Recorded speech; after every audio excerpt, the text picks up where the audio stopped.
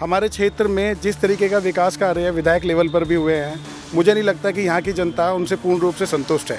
सौभाग्यशाली हम कि हमें इस तरीके का काउंसलर हमारी सरिता विहार वार्ड में मिला हुआ है। हमें केजरीवाल की जो नाकामी है पूरे क्षेत्र को देखते हुए, जो यहाँ के विधायक जी हैं, पूरे क्षेत्र में किसी भी तरीके की मूलभूत सुविधाएं से बहुत दूर है।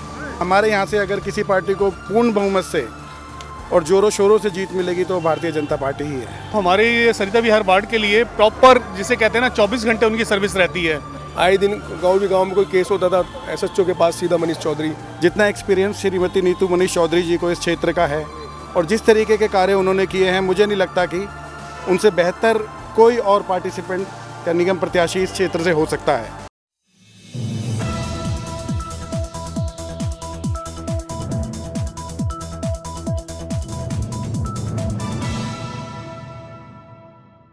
नमस्कार, एनबीसी हिंदी पर आप सभी का स्वागत है। मैं हूं आपके साथ मयंक तिवारी।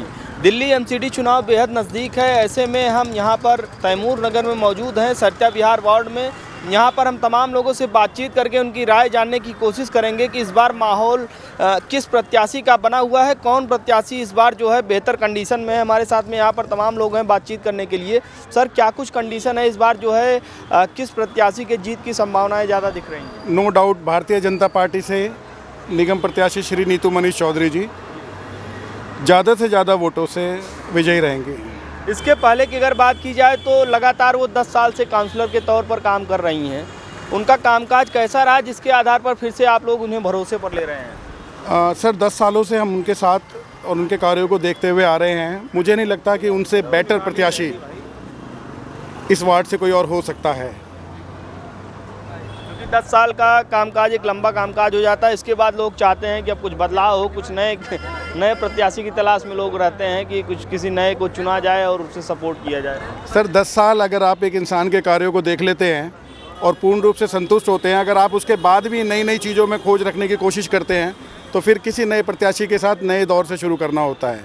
जितना एक्सपीरियंस श्रीमती नीतू मनीष चौधरी जी को इस क्षेत्र का है और जिस तरीके के कार्य उन्होंने किए हैं, मुझे नहीं लगता कि उनसे बेहतर कोई और पार्टिसिपेंट या निगम प्रत्याशी इस क्षेत्र से हो सकता है।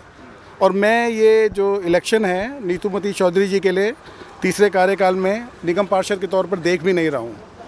हमारे क्षेत्र में जिस तरीके का विकास कार्य है विधायक लेवल पर भी हुए हैं, मुझे नहीं लगता कि यहाँ की जनता उनसे पूर्ण रूप से संतुष्ट है।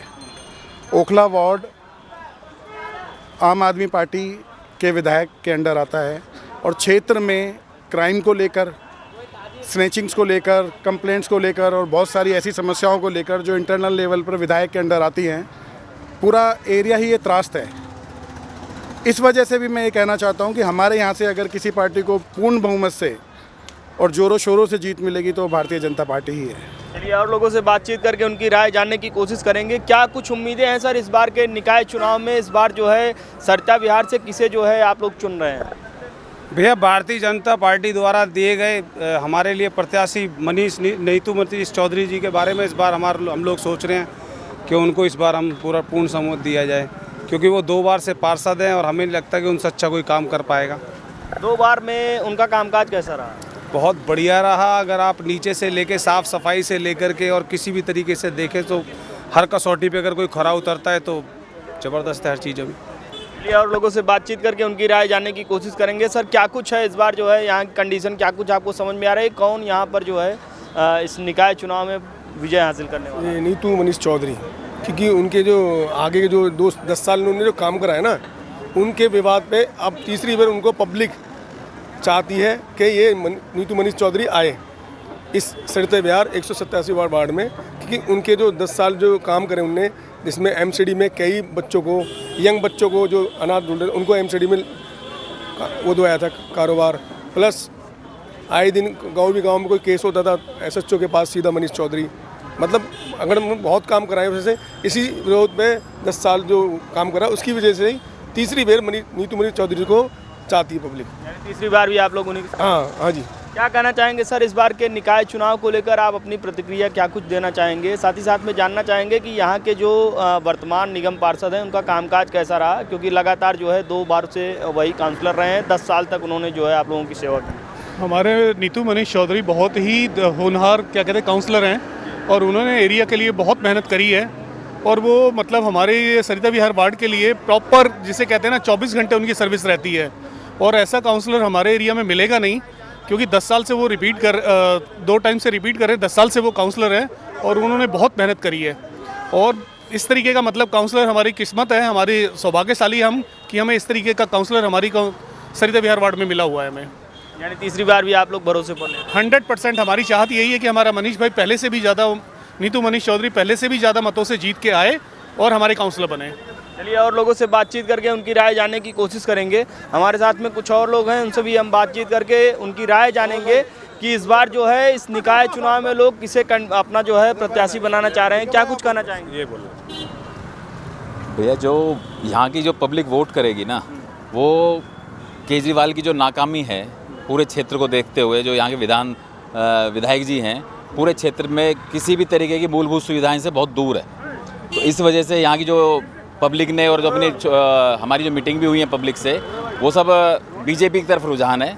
और वो रुझान भी इस वजह से है क्योंकि जो पिछला कार्यकाल है नीतू मनीष चौधरी जी का, जो 2 बार से लगातार काउंसलर के तौर पर हैं। जी हाँ, दो योजना वो रह चुके हैं पार्षद।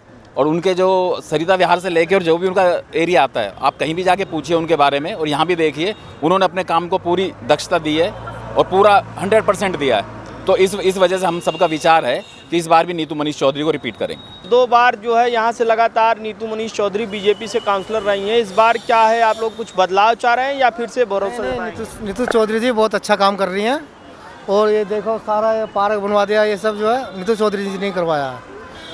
10 साल में उनके कामकाज से आप लोग संतुष्ट हैं? खुश हैं जी, बहुत खुश हैं। या फिर से इस बार चुनना चाह रहे हैं? हाँ जी, नीतू चौधरी जिंदाबाद।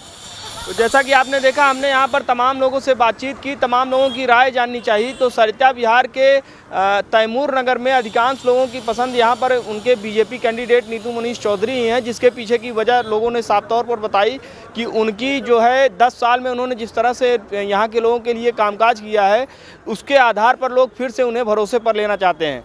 वीडियो जर्नलिस्ट मनोज के साथ मयंक तिवारी, दिल्ली।